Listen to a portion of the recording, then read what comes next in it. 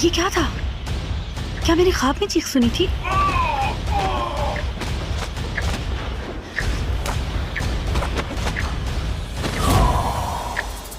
आज की रात तुम्हारे लिए इंतहाई खतरनाक है। तुम मार डाले जाओगे। तुम्हें कैसे मालूम हुआ?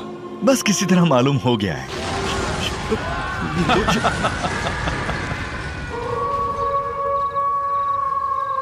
जंगल की उजाड़ रात कायनात की रगो पै में सरायत कर गई है। सांपों के शिकारी।